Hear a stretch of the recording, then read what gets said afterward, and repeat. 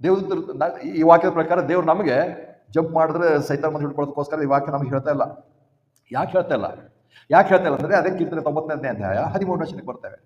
ಕೀರ್ತನೆ 91ನೇ ಅಧ್ಯಾಯ 12ನೇ ವರ್ಷದಲ್ಲಿ ಏನ್ ಹೇಳ್ತು? ನಿನ್ನ ಪಾದವು ಕಲ್ಲಿಗೆ ತಗಲದ ಹಾಗೆ ಅವರು ತಮ್ಮ ಕೈಗಳಲ್ಲಿ ನಿನ್ನನ್ನು ಎತ್ತಿಕೊಳ್ಳೋರು. 13ನೇ ವಚನ ಏನ್ ಹೇಳುತ್ತೆ? ಸಿಂಹದ ಮೇಲೆಯೂ ಸರ್ಪದ ಮೇಲೆಯೂ ನಡುವಿ ಯೌವನದ ಸಿಂಹವನ್ನು ಘಟ ಸರ್ಪವನ್ನು ನೀನು ತಿಳಿದು ಬಿಡುವೆ. ದಾವೀದನು ಈ ಕೆಲಸ ಮಾಡಿದನ. ಅನೇಕ ಕೀರ್ತನೆಗಳು ಮೆಸ್ಸಿಯಾನಿಕ್ ಸಾಮ್ಸ್ ಅಂತ ನೋಡ್ತೇವೆ. ಮೆಸ್ಸಿಯಾನಿಕ್ ಸಾಮ್ಸ್ ಅಥವಾ ಕರ್ತನಾದ ಯೇಸು ಕ್ರಿಸ್ತರ ಪ್ರವಾದನೆಯಾಗಿ ಕೆಲವು ಸಂಗತಿಗಳನ್ನು ಬರೆದರು. ಅದಕ್ಕೆ ದಾವೀದನಲ್ಲಿ ಹೇಳುವಾಗ ನಾನು ಜಂಪ್ ಮಾಡುವಾಗ ಸೈತಾನ್ ಬಗ್ಗೆ ಹಿಡ್ಕೊಳ್ತಾನೆ ಅದು ಹೇಳ್ತಿಲ್ಲ. ಕರ್ತನಾದ ಯೇಸು ಕ್ರಿಸ್ತನ ಬಗ್ಗೆ ಹೇಳ್ತಿರುವಂತ ಪ್ರವಾದನೆ. ಆ ಪ್ರವಾದನೆ ಸೈತಾನಿಗೆ ಚೆನ್ನಾಗಿ ಗೊತ್ತಿತ್ತು. ಅದಕ್ಕೆ ಸೈತಾನ್ ಕರ್ತನಾದ ಯೇಸು ಕ್ರಿಸ್ತರಿಗೆ ಹೇಳ್ತಾರೆ, ನೋಡು ವಾಕ್ಯದಲ್ಲಿ ಬರೆದಿದೆ, ಜಂಪ್ ಮಾಡು.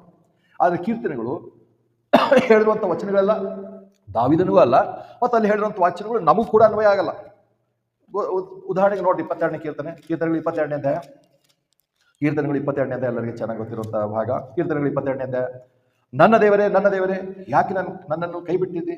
ನನಗೆ ಸಹಾಯ ಮಾಡಿದ್ದು, ನನ್ನ ಕೂಗಿನ ಮಾತುಗಳು ನೀನು ಯಾಕೆ ದೂರವಾಗಿದ್ದಿ? ಇದೆಲ್ಲಿದೆ ಈ ಮಾತು? ಹೌದು, ಕರ್ತನು ಹೇಳಿದ ಮಾತು ಅಂದರೆ ದಾವೀದನು ಹೇಳ್ತಾ ಇದ್ದಾನೆ. ಹೌದು, ದಾವೀದನು ಕಷ್ಟದಲ್ಲಿರುವಾಗ, ಹಿಂಸೆಯಲ್ಲಿರುವ, ತೊಂದರೆಯಲ್ಲಿರುವಾಗ ಆತನು ಹೇಳಿರ್ಬೋದು. ನಾವು ಹೇಳ್ತೇವೆ, ನಮಗೂ ಕಷ್ಟ ಬಂದಾಗ, ನಮಗೂ ಪ್ರಾಬ್ಲಮ್ ಇರುವಾಗ, ಅನೇಕ ಸರಿ ದೇವರು ನಮ್ಮ ಪ್ರಾರ್ಥನೆಯಲ್ಲಿ ಕೇಳ್ತಾ ಇಲ್ಲ ಅನಿಸುವಾಗ ನಾವು ಈ ಪ್ರಾರ್ಥನೆ ಮಾಡೋಕ್ಕೆ ಸಾಧ್ಯತೆ ಉಂಟು. ಇಲ್ಲೇನು ಹೇಳ್ತಾರೆ? ನನ್ನ ದೇವರೇ ಯಾಕೆ ನನ್ನನ್ನು ಕೈ ಬಿಟ್ಟಿದ್ದಿ? ಇಷ್ಟು ಹೇಳ್ತಕ್ಕ ಇಷ್ಟಕ್ಕೆ ನಾವು ಅರ್ಥ ಮಾಡ್ಕೊಂಡು ಇದೇ ಅನ್ವಯ ಮಾಡ್ಕೊಂಡು ಇದರ ಮೇಲೆ ನಾವು ಬೋಧನೆ ಮಾಡಿದ್ರೆ ತಪ್ಪಾಗಿ ಹೋಗ್ತೇವೆ. ಯಾಕೆ? ಈ ಮಾತು ಕರ್ತನಾದ ಯೇಸು ಕ್ರಿಸ್ತನು ಶಿಲುಬೆ ಮೇಲೆ ಹೇಳಿರುವಂಥ ಮಾತು. ಕರ್ತನಾದ ಯೇಸು ಕ್ರಿಸ್ತನು ಶಿಲುಬೆ ಮೇಲೆ ಇದೇ ಮಾತನ್ನು ಉಚ್ಚರಿಸಿದನು. ನನ್ನ ದೇವರೇ ಯಾಕೆ ನನ್ನ ಕೈ ಬಿಟ್ಟಿದೆ ಅಂದರೆ ದಾವೀದನು ಕರ್ತನು ಹೇಳುವಂಥ ಮಾತನ್ನು ಪ್ರವಾದನೆಯಾಗಿ ಮೊದಲೇ ಆತನು ಬರೆದಿದ್ದಾನೆ. ಶಿಲುಬೆ ಮೇಲೆ ಹೇಳಿರುವಂಥ 7 ಮಾತುಗಳಲ್ಲಿ ಒಂದು ಮಾತು ಆತನು ಹೇಳ್ತಾರೆ ಮೊದಲನೇದಾಗಿ, ನನ್ನ ದೇವರೇ ಯಾಕೆ ನನ್ನ ಕೈ ಬಿಟ್ಟಿ? 22ನೇ ಕೀರ್ತನೆ ತಗೊಂಡ ತಕ್ಷಣ ಆಯ್ತು ಇದು ನಮಗೆ ಹೀಗಿದೆ ಆಗಿದೆ ಅಂತ ಒಂದು ವೇಳೆ ನಾವು ಅಂದ್ಕೊಂಡ್ರೆ ಅಲ್ಲ. ಕೀರ್ತನೆಗಳಲ್ಲಿ ಕೆಲವು ಸಂಗತಿಗಳು ದಾವೀದನು ಸ್ವತಃ ಅನುಭವಿಸಿರುವಂತ ಬರೆದಿದೆ.